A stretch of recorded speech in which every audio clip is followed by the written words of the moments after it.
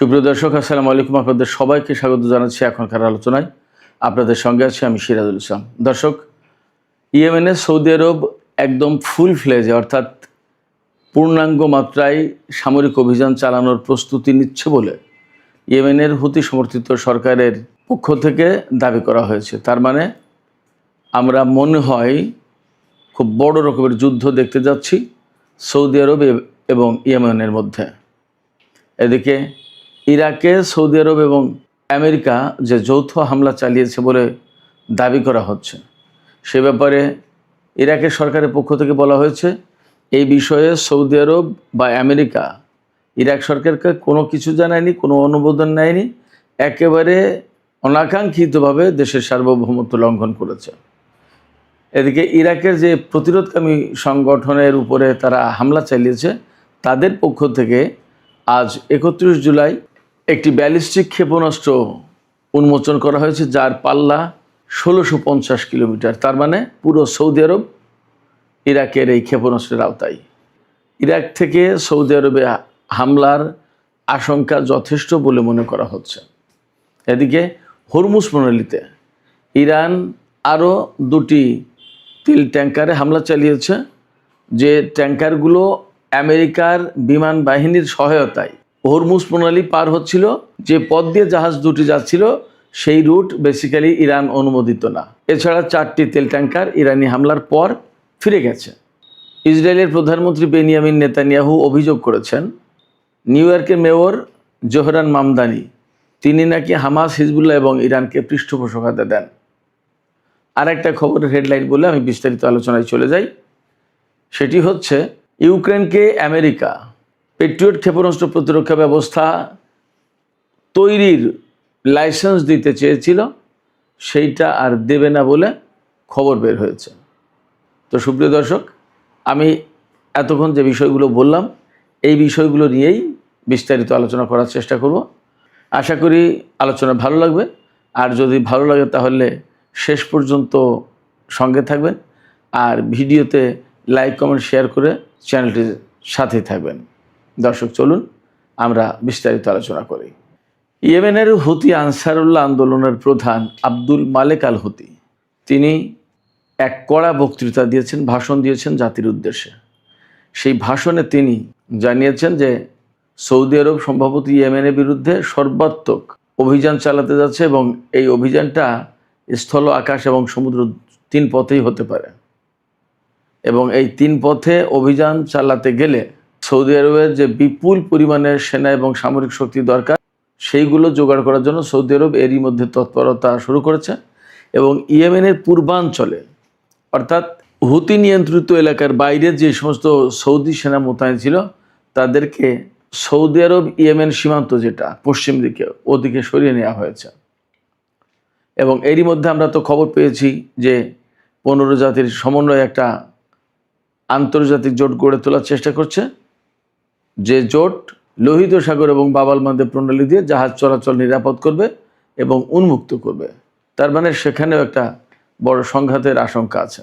আমি এখানে একটু উল্লেখ করি, 2015 সালে সৌদি আরব এবং ইয়েমেনের মধ্যে যে সংঘাত শুরু হয়েছিল তার মূল কারণ ছিল কয়েকটা। একটা বড় কারণ এই বাব আল মানদেব প্রণালীর নিয়ন্ত্রণ নেওয়া, 1। 2 হচ্ছে যে তখন ইয়েমেনের এই হুতিদেরকে শিয়া সম্প্রদায় বলে এই দ্বন্দ্বটাকে শিয়া সুন্নি দ্বন্দ্ব হিসেবে চালিয়ে দেওয়ার চেষ্টা করেছিল, বিশেষ করে পশ্চিমা দুনিয়া, আমেরিকা। এর পেছনে সবচেয়ে বড় যে কারণ ছিল সেটা হচ্ছে এই যে হুতি আনসারুল্লাহ আন্দোলন, যেটা এই হুতি আনসারুল্লাহ আন্দোলন বেসিক্যালি ইরান সমর্থিত। এদের প্রতি ইরানের সমর্থন আছে। কারণ হচ্ছে যে এই সংগঠনটা ইসরায়েল এবং আমেরিকার বিরুদ্ধে খুব শক্তভাবে দাঁড়িয়েছে অনেক আগের থেকেই, যার কারণে এদের প্রতি ইরানের সমর্থন ছিল। যেমন ফিলিস্তিন বা ইরাক বা লেবাননের যে সমস্ত সংগঠন আছে যাদেরকে ইরান সমর্থন দেয়, একইভাবে ইয়েমেনের এই সংগঠনটাকে ইরান সমর্থন দিত। এই যে ইরান সমর্থন দেয়, অতএব আলটিমেটলি তারা আমেরিকা, সৌদি আরব সবার, ইসরায়েল সবার শত্রু ছিল। এই শত্রু থাকার কারণে 2015 সালে মূলত তারা ইয়েমেনের বিরুদ্ধে অভিযান চালায় এবং এক্ষেত্রে সৌদি আরবকে সামনে রাখে, যাতে শিয়া সুন্নির দ্বন্দ্বটা জায়েজ করানো যায়, দেখানো যায় যে সত্যিকার অর্থেই শিয়া এবং সুন্নিদের মধ্যে সংঘাত চলছে মধ্যপ্রাচ্যে। কিন্তু মূল বিষয়টা ছিল এই বাব আল মানদেব প্রণালী এবং লোহিত সাগরের নিয়ন্ত্রণ যাতে সৌদি আরব, ইসরায়েল, আমেরিকা এদের হাতে থাকে। কিন্তু বাস্তব কথা হচ্ছে 2015 সাল থেকে 2021 সাল পর্যন্ত 6 বছর 7 বছর যুদ্ধ করেও ইয়েমেনের হুতি আনসারুল্লাহ আন্দোলন সমর্থিত যে সরকার বা সামরিক বাহিনী তাদেরকে পরাজিত করতে পারেনি।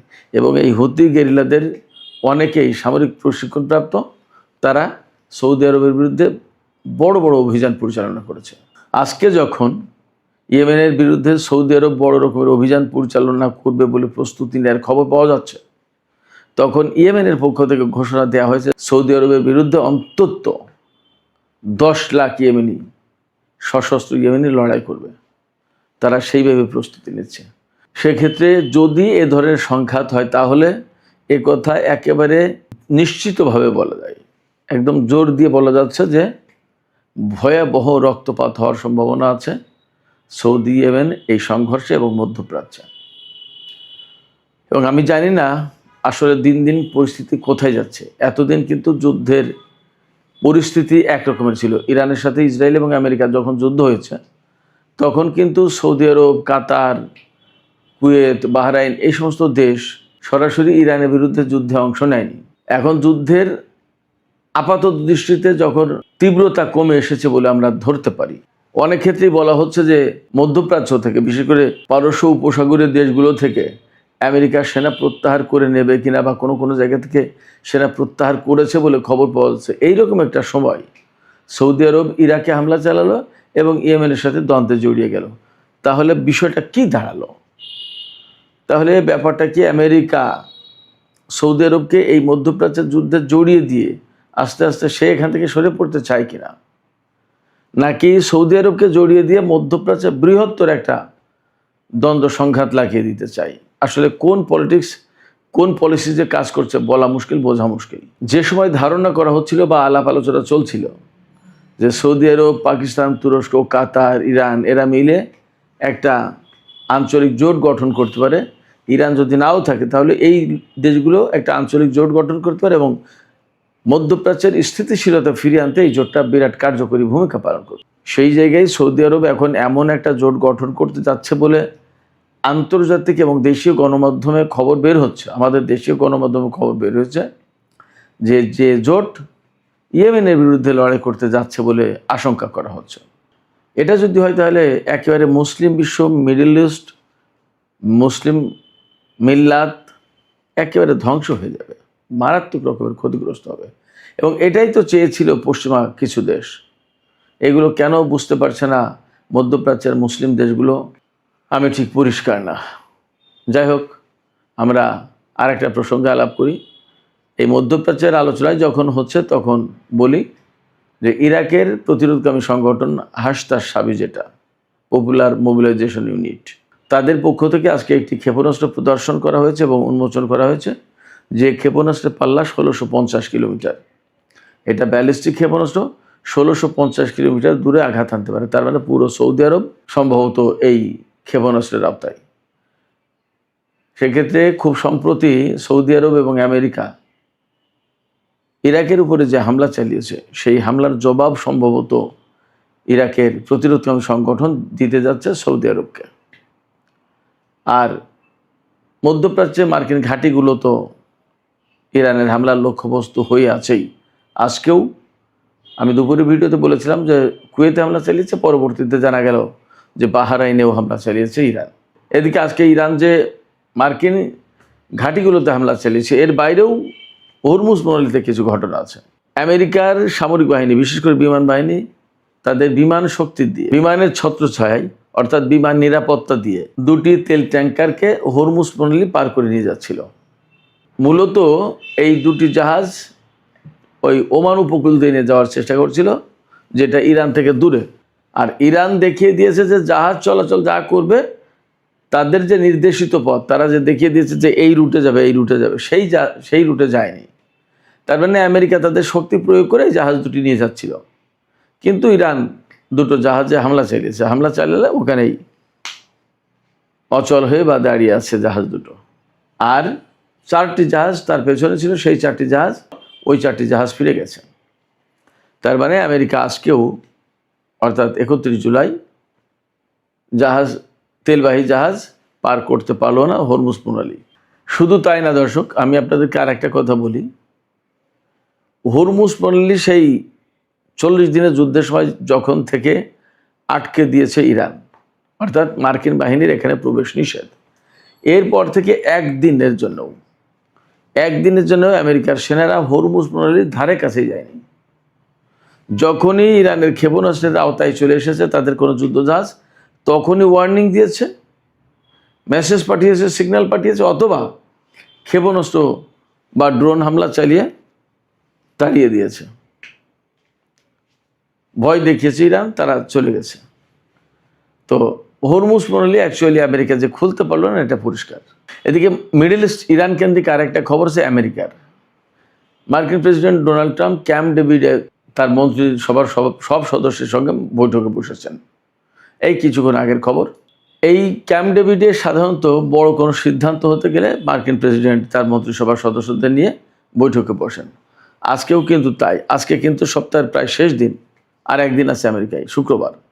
আজকে বৃহস্পতিবার, একদিন পরে শুক্রবার, শনি রবি 2 দিন কিন্তু আমেরিকায় বন্ধ।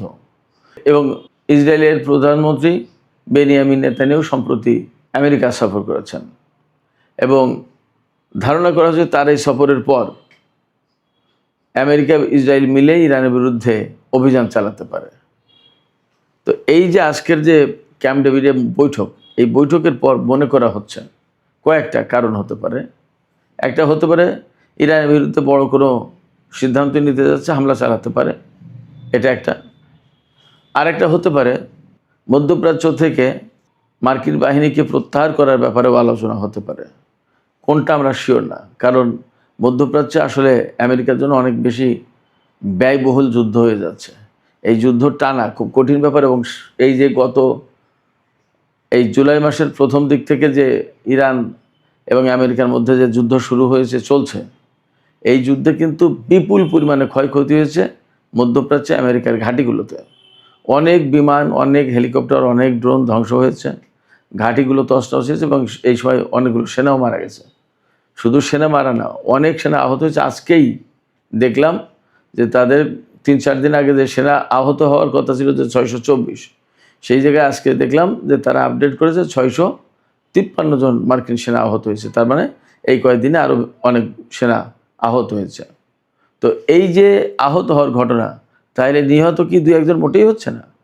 ইরান কিন্তু বলেছে গতকালকে যে তারা গতকাল জর্দানের যে আল আজরাক বিমান ঘাঁটিতে হামলা চালিয়েছিল, সেখানে 3টি F-35 যুদ্ধ বিমান ধ্বংস হয়েছে, 3টি মারাত্মকভাবে ক্ষতিগ্রস্ত হয়েছে এবং অনেক অফিসার এবং টেকনিক্যাল অ্যান্ড মেইনটেন্যান্স পার্সোনাল হতাহত হয়েছে, আহত হয়েছে, নিহত হয়েছে।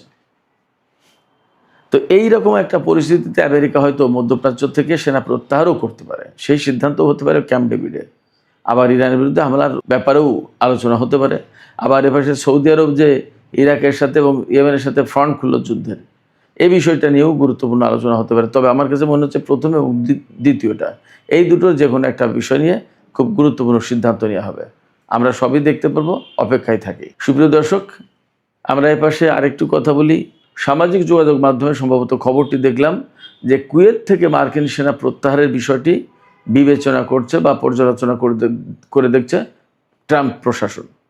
তার মানে আজকে যে ক্যাম্প ডেভিডের যে আলোচনা হচ্ছে আর এই কুয়েতের ব্যাপারটা অনেকটা মিলে যায় আমার দ্বিতীয় যে ধারণা, সেই ধারণার সাথে।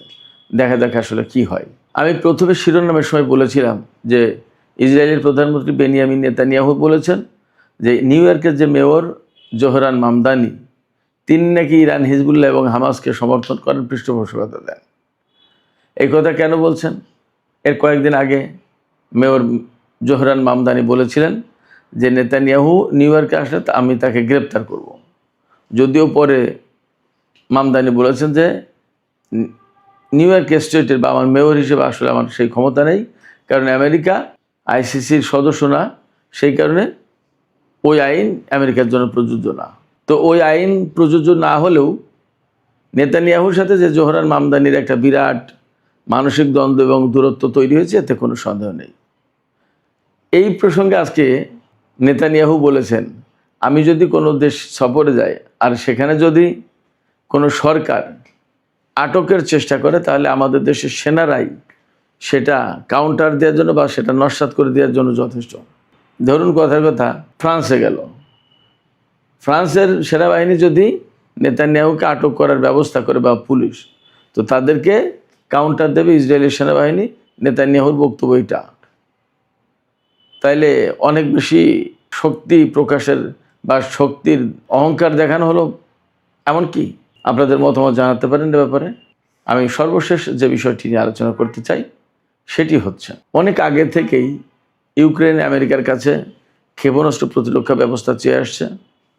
তাকে সম্ভবত পেট্রিয়ট ক্ষেপণাস্ত্র প্রতিরক্ষা ব্যবস্থা দিয়েছেও, কিন্তু সেগুলো খুব একটা কার্যকর হতে পারছে না। রাশিয়ার হাতে ওরেশনিক থেকে শুরু করে অনেকগুলো হাইপারসনিক ক্ষেপণাস্ত্র আছে। হাইপারসনিক ক্ষেপণাস্ত্র পেট্রিয়টে ঠেকাতে পারবে না। তারপরেও এই যে কয়েকদিন আগে তুরস্কে যে নেটো জোটের সম্মেলন হলো, সেই সম্মেলনের সময় একদম প্রকাশ্যে ডোনাল্ড ট্রাম্প ঘোষণা দিয়েছেন যে আমরা ইউক্রেনকে এই পেট্রিয়ট ক্ষেপণাস্ত্র প্রতিরক্ষা ব্যবস্থা তৈরি করার জন্য লাইসেন্স দেব। এই লাইসেন্স পেলে ইউক্রেনের পক্ষে আর এই ক্ষেপণাস্ত্র প্রতিরক্ষা বাড়ানো কোনো ঝামেলা হবে না, কারো কাছ থেকে আর চাওয়া লাগবে না।